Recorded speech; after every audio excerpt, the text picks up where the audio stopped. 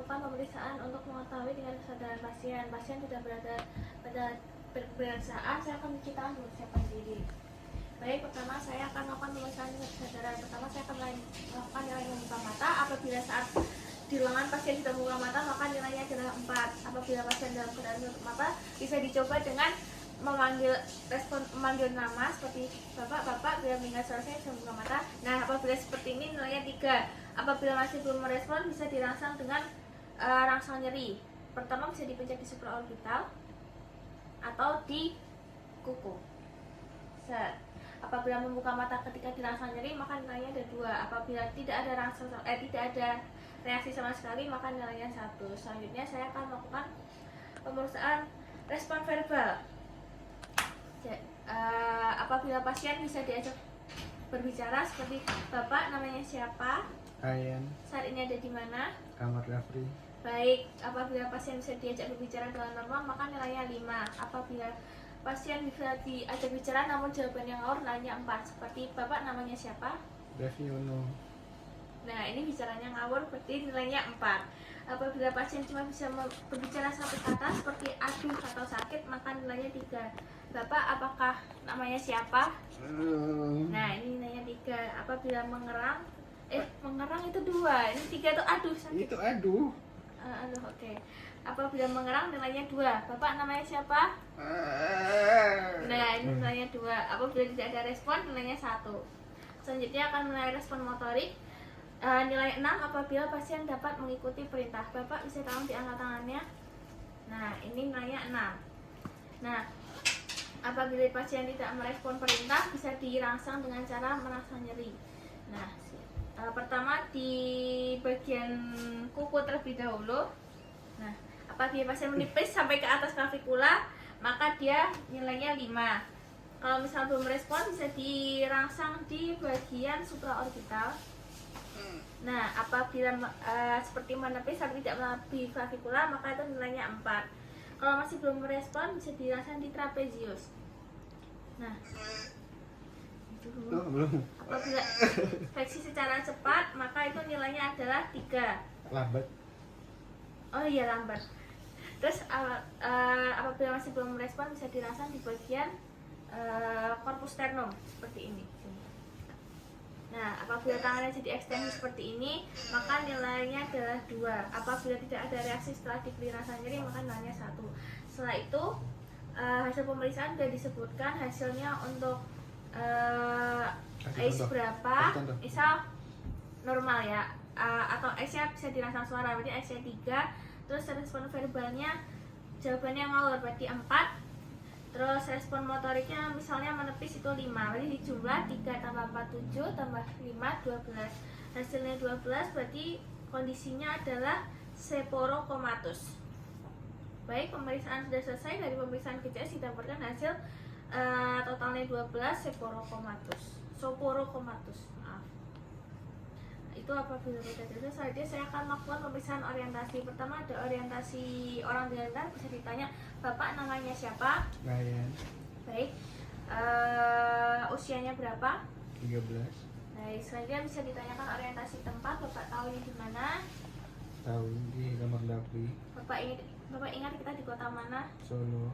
Nah, selanjutnya bisa menilai orientasi waktu. Bapak apakah ingat hari ini hari apa? Cuma Tanggal berapa Pak hari ini?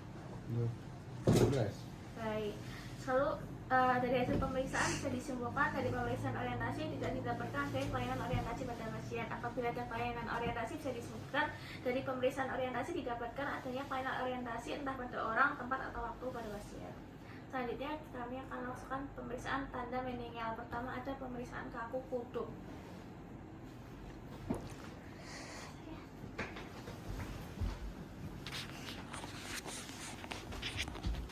Nah, tangan kanan diletakkan di incisura jugularis pasien. Bantalnya ambil. Oh iya, astagfirullahaladzim. Pertama kita pastikan pasien tidak ada bantal di kepala pasien. Terus tangan diletakkan di incisura jugularis. Ini, kemudian dari yang tangan kiri pegang kuduk, terus saya diangkat ke sini. Apabila bisa menyentuh tangan kanan, berarti tidak ada kekakuan pada kuduk. Jadi dari hasil pemeriksaan tidak ditemukan kekakuan pada leher pasien, sehingga hasil pemeriksaan kaku kuduk negatif. Selanjutnya saya akan lakukan pemeriksaan Brudzinski 1 untuk mengetahui apakah ada cedera pada cervical. Jadi ini saya agak maju, tapi ini di sini, terus kepalanya diginiin, terus dilihat apakah pada area lutut terjadi fleksi involunter. Kasih contoh. Ternyata nggak putih. Nah, oke, turun. Jadi semisal tidak ada fleksi involunter, berarti dari hasil pemeriksaan tidak didapatkan adanya fleksi involunter pada saat pemeriksaan Brudzinski 1, sehingga hasil pemeriksaan Brudzinski 1 negatif. Tapi kalau ada fleksi involunter, berarti hasil pemeriksaan Brudzinski 1 positif. Selanjutnya saya akan melakukan pemeriksaan tanda kernik untuk menilai apakah adanya iritasi pada minimal. Pertama saya akan melakukan fleksi pada sendi panggul seperti ini secara pasif, kemudian saya akan ekstensi ke lutut.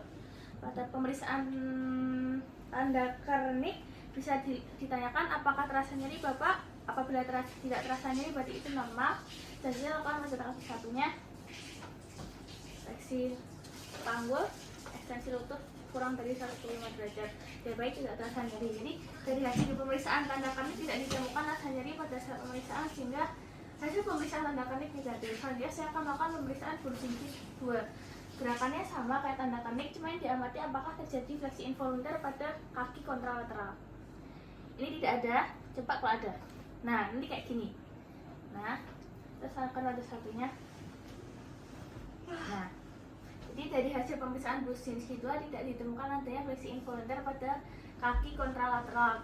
Itu kalau normalnya hasilnya negatif. Tapi kalau ada fleksi involunter pada kaki kontralateral berarti hasilnya positif. Terus selanjutnya saya akan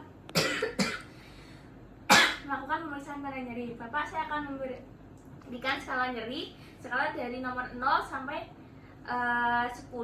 Nah, semakin tinggi angkanya maka tingkat nyerinya semakin berat. Bapak silakan menilai rasa sakit yang dirasakan. Jadi kita ambil kertas, gambar garis 10, terus bapaknya suruh nilai. Oke, sudah. Jadi dari hasil pemeriksaan ditemukan skala rasa nyeri misal di angka 4, berarti itu namanya nyeri sedang. Terus disampaikan aja dari hasil pemeriksaan skala nyeri ditemukan skala nyeri di nomor 4 dengan interpretasi nyeri sedang. Jadi hasil pemeriksaannya sudah selesai, disampaikan aja.